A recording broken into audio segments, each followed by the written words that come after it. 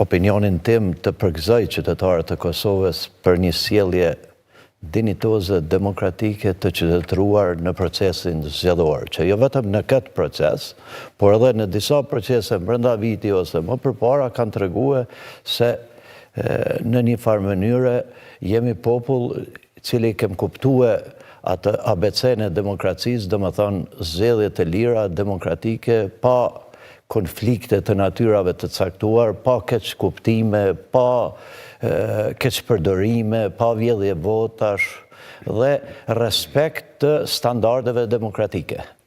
Kurse sa i përket kësaj çështjes rezultateve zgjedhore, ndoshta nuk kemi pas ndoshta ndonjë pritje kaq të niveleve të ndryshme të rezultateve, mirë po në përgjithësi është ditë, sidomos ajo renditja.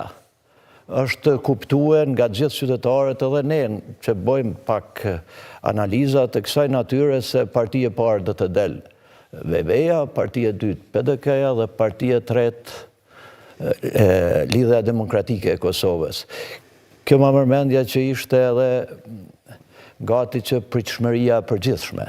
Mirë po sa i përket rezultateve që ka marrë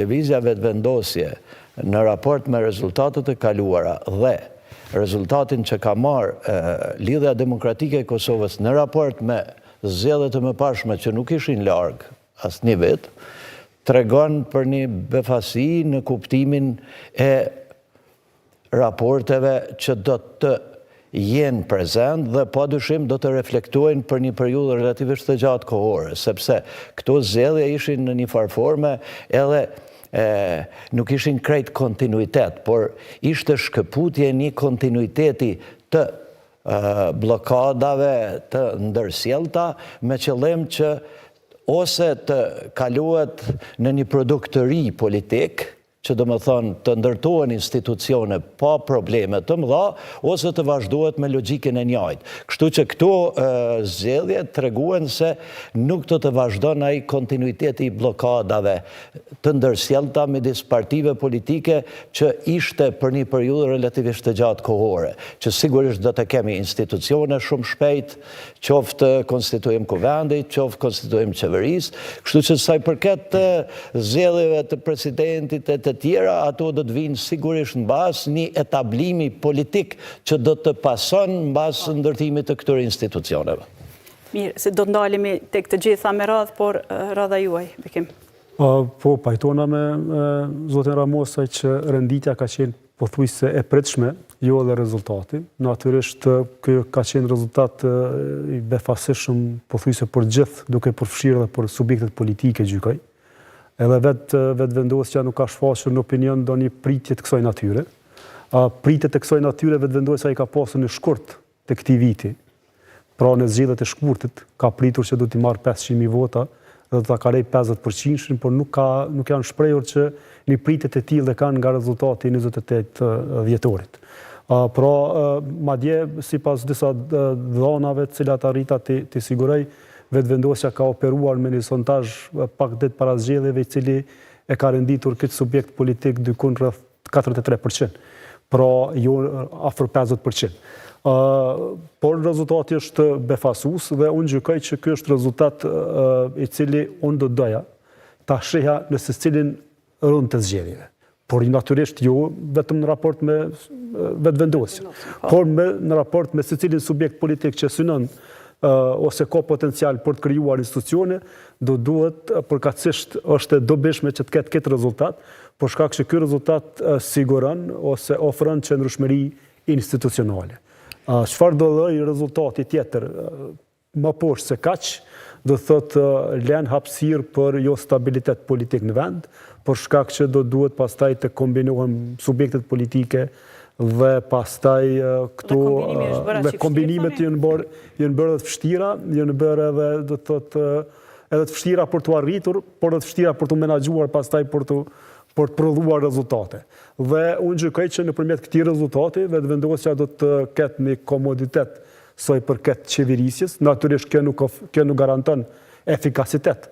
Kjo garanton komoditet, po jo efikasitet. Efikasiteti pastaj është ndarë nga rezultatet dhe unë gjykoj që edhe bazuar në, do thëtë, mandatin që kaloj, ky subjekt politik i cili është hera e parë që po qeveris në një periudhë kaq gjatë, ka rritur të krijojë një lloj memorie institucionale e politike, përjelloj edhe do të ketë ma kujdes në raport me politikat publike.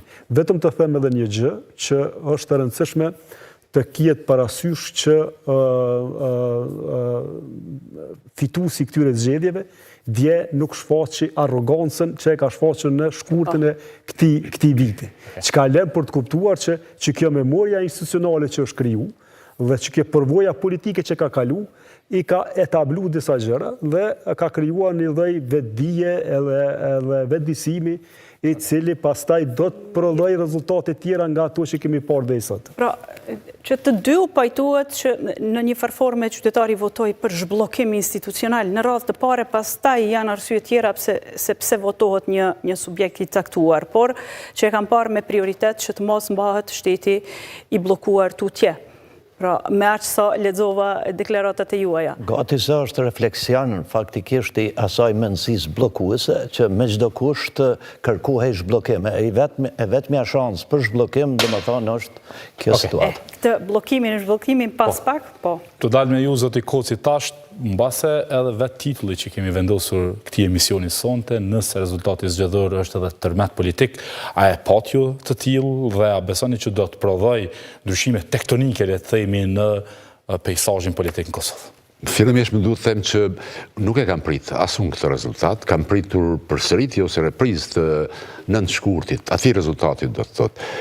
Por, paradoksalisht, këtij rezultati, cilin besoj pajtohem me paraforsi që ndoshta nuk e ka prit as vetëvendosja, i ka kontribu paradoksalisht vetë opozita, me një vendim të kisha për ta fatal. Në momentin kur kanë refuzu të votojnë qeverinë e Pakicës të zotit Konjufsa, mendoj se kanë bërë gabim të rëndë, sepse nëse do e votonin qeverinë e Pakicës të zotit Konjufsa, arrinin dy objektiva. Një, para opinionit, dëshmoheshin si palë konstruktive që dëshiron të i kalimin e ngërshit.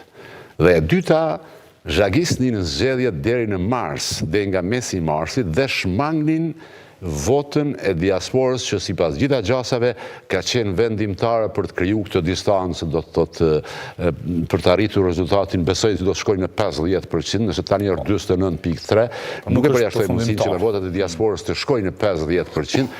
Këti rezultati mendoj se më së shumti i ka kontribu ai vendim shkurtpamës i opozitës.